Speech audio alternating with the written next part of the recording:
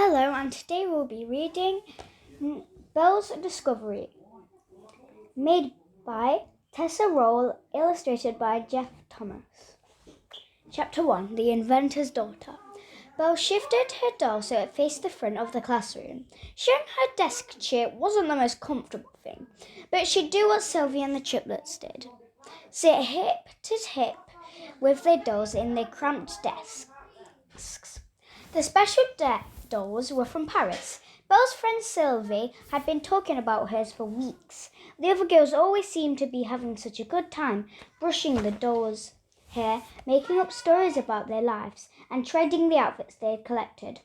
Finally, Belle had a doll too, and she was eager to join in the fun.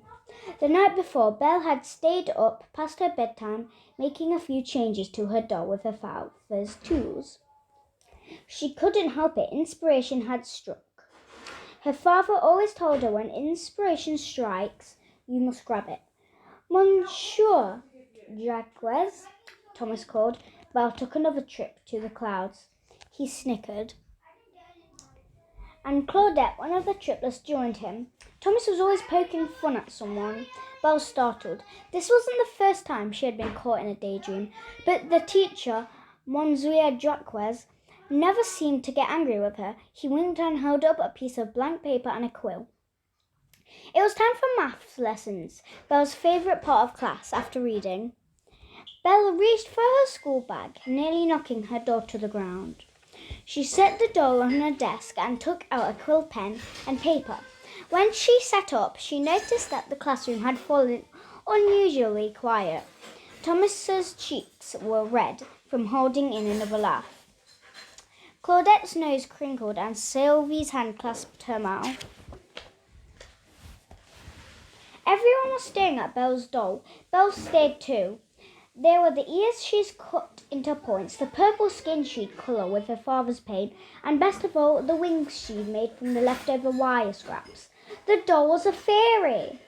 Belle nestled her fairy doll back beside her. They're just surprised, she thought. They'll want to hear all about my doll after school. When the class was over, the students gathered round in the schoolyard, as they did, to talk and play in small groups. Belle scanned the crowd for Sylvie and the triplets with their identical outfits, though Claudette's was red, Laurette's orange, and Paulette's green, and sunny blonde hair that hung past their waists. Sylvie's bright red curls always stood out, too. They practically matched Claudette's dress. Sure enough, Belle saw the girls right away, whispering under a large tree. "Sylvie," Belle called, and skipped toward her. Claudette nudged her sisters as Belle drew near. Claudette, Laurette, and Paulette walked away, just leaving an embarrassed Sylvie behind. As the triplets crossed the schoolyard, Belle heard what they were saying. They certainly didn't keep their voices down. "She's so peculiar. I can't imagine what goes through that head of hers. She gets it from her father, you know. He's pretty batty too." That's what happens when you don't have a mother. The words pricked at Belle's heart. It wasn't the first time she'd heard other kids gossip about her, but she never got used to it. Especially when they talked about her father. "The other girls don't like me very much, do they?" Belle said to Sylvie. Sylvie shifted from one foot to the other. "I think they're to get home."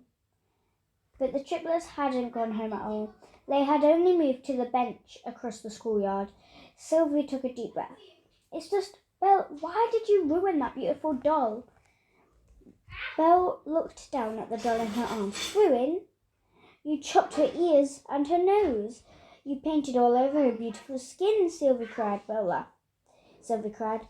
Belle laughed. "No, she's not ruined." She placed the doll in Sylvie's hands. Sylvie looked at it if Belle had handed her something rotten. "I just finished reading the most wonderful story about fairies." And then inspiration struck. "She's so much more than a doll now. She's an invention." Belle pointed at the wings screwed into the wooden doll's back.